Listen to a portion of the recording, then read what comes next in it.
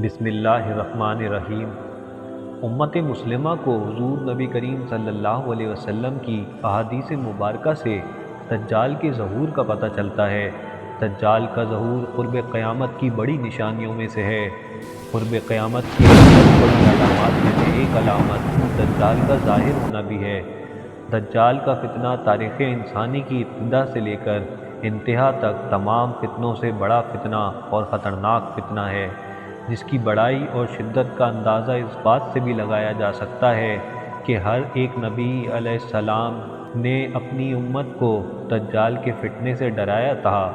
حضور نبی کریم صلی اللہ علیہ وسلم کی ایک اور حدیث جو دجال کے محل کے حوالے سے ہے وہ پوری ہو چکی ہے۔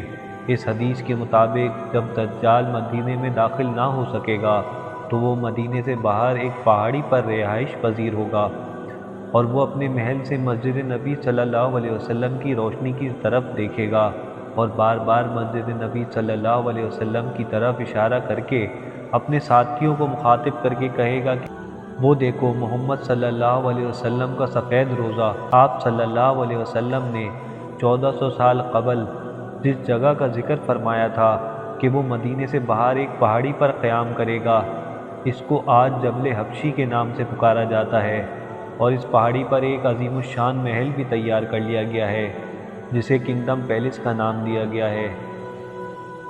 جب اس محل کی تعمیر کا آغاز کیا گیا تو مذہبی حلقوں کی جانب سے بے شمار اعتراضات کیے گئے اور اس محل کی تعمیر کو روکنے کے لیے بہت اقدامات کیے گئے، لیکن یہ سب اقدامات ہوا میں اڑا دیے گئے اور اب اس محل کی تعمیر بالکل مکمل ہو چکی ہے۔ یہ محل تعمیر کے بعد سے اب تک ویران پڑا ہے۔ یہ محل جس جگہ بنایا گیا ہے وہ شہر سے دور بالکل ویران جگہ ہے، اس کو جانے والے راستے انتہائی کٹھن اور تکلیف دہ ہیں۔ ایک عام انسان کا وہاں جانا ایک ناممکن سا عمل لگتا ہے۔ ان تمام باتوں کو دیکھتے ہوئے لوگوں کے ذہنوں کو تقویت مل رہی ہے کہ یہ وہی جگہ ہے جس کا ذکر حضور نبی کریم صلی اللہ علیہ وسلم نے 1400 سال پہلے فرمایا تھا۔ مختلف احادیث میں دجال کا حلیہ بتایا گیا ہے۔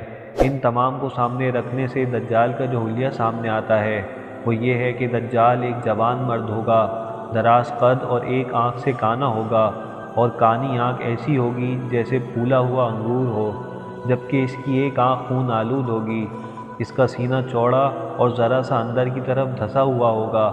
دجال کی پیشانی چوڑی ہوگی اور دونوں آنکھوں کے درمیان کاف، فے اور رے یعنی کافر لکھا ہوگا، جسے ہر مسلمان پڑھ سکے گا، چاہے اسے پڑھنا آتا ہو یا نہ آتا ہو، اور اس کے بال گھنگریالے ہوں گے۔ دجال کے نکلنے سے پہلے دنیا کی بہت بری حالت ہوگی، جیسا کہ حدیث مبارکہ کے مضامین سے پتہ چلتا ہے کہ اس کے نکلنے سے 3 سال پہلے ہی دنیا میں عام قحط پھیل جائے گا۔ پہلے سال آسمان 1/3 بارش اور زمین 1/3 پیداوار روک لے گی، دوسرے سال آسمان 2/3 بارش اور زمین 2/3 پیداوار، جبکہ تیسرے سال آسمان ساری بارش اور زمین ساری پیداوار روک لے گی۔ لوگ قتل اور جلا وطن کر رہے ہوں گے۔ تب دجال مشرق کی سمت ایک اصبہان یا خراسان نامی شہر سے نکلے گا۔